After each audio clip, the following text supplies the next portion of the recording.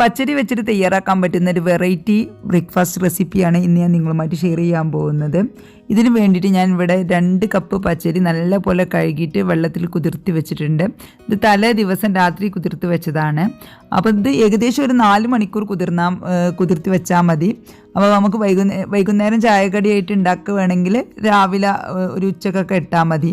അപ്പോൾ ഇത് രാവിലത്തേക്ക് ആയതുകൊണ്ട് ഞാൻ തലേ ദിവസം തന്നെ കുതിരാനായിട്ട് വെച്ചതാണ്. അപ്പോൾ 4 മണിക്കൂറിൽ കൂടുതൽ കുതിർത്തിയാലും കുഴപ്പമില്ല, കുറയാഞ്ഞാൽ മതി. അപ്പോൾ ഇതിപ്പോൾ നല്ലപോലെ കുതിർന്ന് വന്നിട്ടുണ്ട് രാവിലെ ആയപ്പോഴേക്ക്. ഇത് നമുക്ക് ഇനിയിപ്പോൾ കഴിക്കേണ്ട ആവശ്യമൊന്നുമില്ല. ഇതിൽ നിന്ന് വെള്ളമൊക്കെ ഒന്ന് ഒഴിവാക്കിയിട്ട് നമുക്കൊരു മിക്സിയുടെ ജാറിലോട്ട് ഇട്ട് കൊടുക്കാം. ഇപ്പോൾ ഞാൻ അരി മിക്സിയുടെ ജാറിലോട്ട് ഇട്ട് കൊടുത്തിട്ടുണ്ട്. എന്നിട്ട് അതിൻ്റെ കൂടെ തന്നെ വെള്ളം വെക്കുക. വെള്ളം കൂടി പോകരുത് കേട്ടോ. കൂടി കഴിഞ്ഞാൽ നല്ലപോലെ അരഞ്ഞ് കിട്ടില്ല. അരി എത്ര അളവിലാണോ ഉള്ളത് അതിൻ്റെ ഒപ്പം തന്നെ വെള്ളം വെച്ചാൽ മതി. അപ്പോൾ നല്ലപോലെ പേസ്റ്റായിട്ട് അരച്ചെടുത്തിട്ട് നമുക്കൊരു പാനിലോട്ട് മാറ്റാം.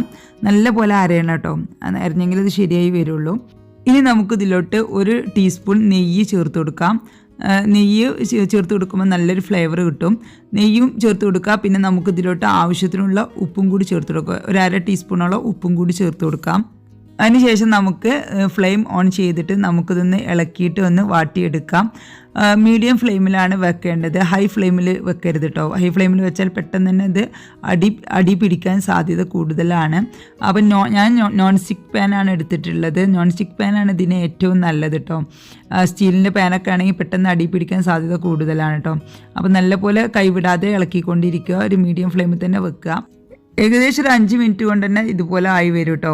അടിയിൽ നിന്ന് ഇതുപോലെ ഉറച്ച് വരും. അപ്പം നമ്മളതൊന്ന് തിക്കായി വരുന്ന സമയത്ത് നമ്മൾ മുകളിലോട്ടൊന്ന് ആക്കി കൊടുത്താൽ മതി. ലൂസായ ഭാഗത്തോട്ടൊന്ന് ഇളക്കി കൊടുത്താൽ മതി.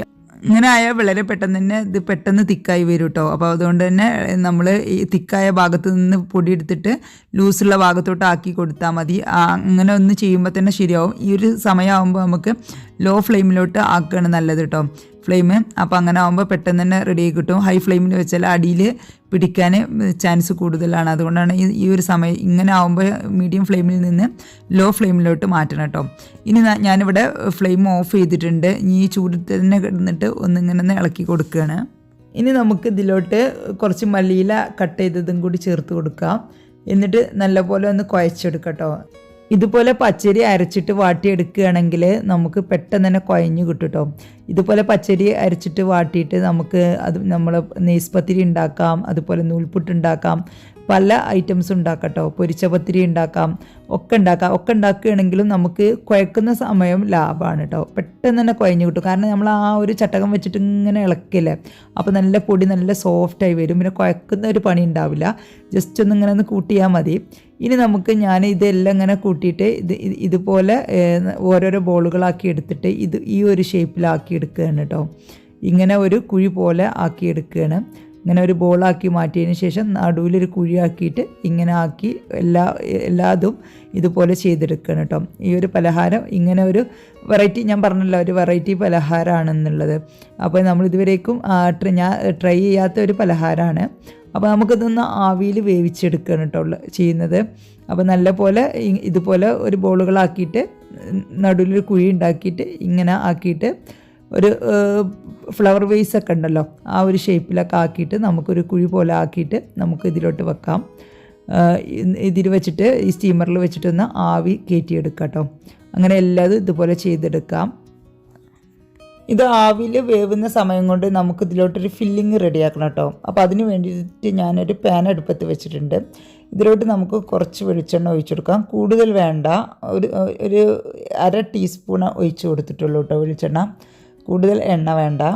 ഇനി നമുക്ക് ഈ എണ്ണ ചൂടാകുന്ന സമയത്ത് ഇതിലോട്ട് നമുക്ക് നിലക്കടല ഇട്ട് കൊടുക്കാം കേട്ടോ. ഏകദേശം ഒരു 2 ടേബിൾ സ്പൂൺ നിലക്കടലയാണ് ഞാൻ ചേർത്ത് കൊടുത്തിട്ടുള്ളത്.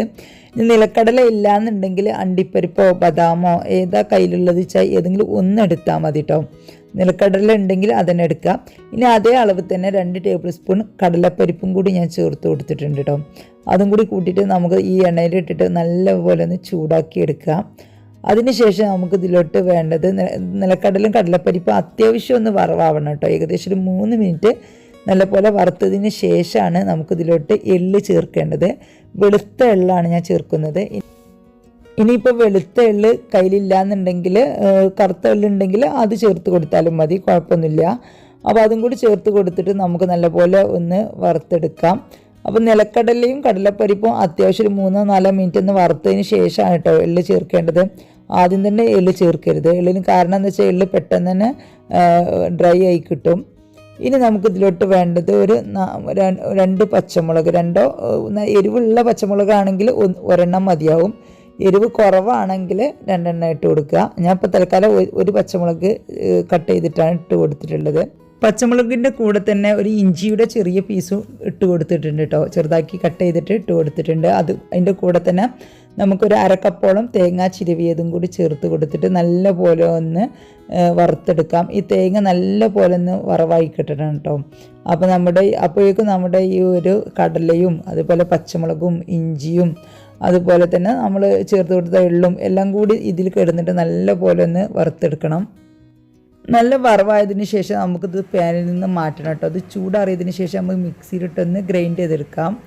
വെള്ളമില്ലാതെ ജസ്റ്റ് ഒന്ന് ഗ്രൈൻഡ് ചെയ്തെടുത്താൽ മതി. അതിനുശേഷം ഞാൻ ആ സെയിം പാൻ തന്നെ അടുപ്പത്ത് വെച്ചിട്ടുണ്ട്. ഇതിലോട്ട് ആദ്യം ഒഴിച്ച പോലെ തന്നെ ഒരു 1/2 ടീസ്പൂൺ ഓയിൽ ഒഴിച്ച് കൊടുത്തിട്ടുണ്ട് കേട്ടോ.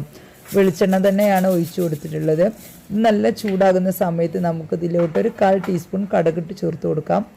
അപ്പോൾ ഈ കടുക് പൊട്ടുവാനുള്ള ഒരു ഓയിൽ മതി കേട്ടോ. അപ്പോൾ കടുക് നല്ല പോലെ പൊട്ടിയതിന് ശേഷം നമുക്കിതിലോട്ട് കുറച്ച് കറിവേപ്പിലയും അതുപോലെ തന്നെ വറ്റൽമുളകും കൂടി ചേർത്ത് കൊടുക്കുക. ഒരു വറ്റൽമുളക് ചെറുതായിട്ട് കട്ട് ചെയ്താണ് ചേർത്ത് കൊടുത്തിട്ടുള്ളത്.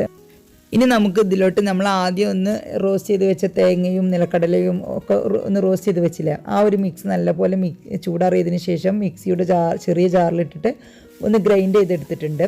അത് നമുക്ക് ഇതിലോട്ട് ഇട്ട് കൊടുത്തിട്ട് ഇതിലിട്ടിട്ട് നല്ല പോലെ ഒന്നും കൂടി റോസ്റ്റ് ചെയ്തെടുക്കാം. ലോ ഫ്ലെയിമിലിട്ടിട്ട് ഒന്ന് നല്ല പോലെ ഈ ഒരു കടുകും അതുപോലെ തന്നെ കറിവേപ്പില എല്ലാ ഭാഗത്തേക്കും എത്തുന്ന രീതിയിൽ ഒന്ന് നല്ല പോലെ ഒന്ന് റോസ്റ്റ് ചെയ്തെടുക്കുക. ഈ സമയത്ത് നമുക്ക് ഇതിലോട്ട് ആവശ്യത്തിനുള്ള ഉപ്പും കൂടി ഒന്ന് ചേർത്ത് കൊടുത്തതിന് ശേഷം നല്ല പോലെ ഒന്ന് ഇളക്കി യോജിപ്പിക്കട്ടോ. കാരണം നമ്മൾ ഇതിലോട്ട് ഉപ്പ് ചേർത്ത് കൊടുത്തിട്ടില്ല, ഒരു പാകത്തിന് ഉപ്പിട്ട് ഈ ഒരു സമയത്ത് ചേർത്ത് കൊടുക്കുമ്പോൾ തന്നെ പെട്ടെന്ന് തന്നെ ഇതിലോട്ട് എല്ലാ ഭാഗത്തോട്ടും ആയിക്കോളും. അതിനുശേഷം നല്ലപോലെ ഒന്നും കൂടി മിക്സാക്കി കൊടുത്തിട്ട് നമുക്ക് ഫ്ലെയിം ഓഫ് ചെയ്യാം. അപ്പോഴേക്കും നമ്മുടെ ആദ്യം ആവി കയറ്റിയ ആ ഒരു ഇതുണ്ടല്ലോ, ആ ബേസ്, അത് റെഡി ആയിട്ടുണ്ട്. അപ്പോൾ നമുക്കിനി ഇതിൻ്റെ ഉള്ളിലോട്ട് നമ്മൾ ഉണ്ടാക്കി വെച്ച ഈ ഒരു ചട്നി വെച്ചിട്ട് നമുക്കിതൊന്ന് സെർവ് ചെയ്യാം. നല്ല ടേസ്റ്റി ആയിട്ടുള്ള ഒരു പലഹാരമാണ് കേട്ടോ. ആവിൽ കയറ്റിയത് കൊണ്ട് നല്ല കടലയും അതുപോലൊക്കെ ചേർത്ത് തേങ്ങയൊക്കെ ചേർത്ത് കൊണ്ട് നല്ല ഹെൽത്തി ആയിട്ടുള്ളൊരു വെറൈറ്റി ആയിട്ടുള്ളൊരു പലഹാരമാണ്. അപ്പോൾ നമുക്ക് ബ്രേക്ക്ഫാസ്റ്റ് ആയിട്ടും വൈകുന്നേരം ചായയുടെ കൂടെയൊക്കെ കഴിക്കാൻ പറ്റിയ ഒരു അടിപൊളി പലഹാരമാണ് കേട്ടോ. അപ്പോൾ ഇതുവരേക്കും ട്രൈ ചെയ്യാതെ നോക്കാത്തവരൊന്ന് ട്രൈ ചെയ്ത് നോക്കിയിട്ട് ഫീഡ്ബാക്കൊക്കെ ഒന്ന് അറിയിക്കട്ടോ. ഇഷ്ടമായ ഫ്രണ്ട്സ് ആൻഡ് ഫാമിലിക്ക് വേണ്ടി ഷെയർ ചെയ്തെടുക്കുക. ചാനൽ ഇഷ്ടമാവുന്നുണ്ടെങ്കിൽ ഒന്ന് സബ്സ്ക്രൈബ് ചെയ്തിട്ട് സപ്പോർട്ടും ചെയ്യാം. അപ്പോൾ എല്ലാവർക്കും എൻ്റെ നന്ദി.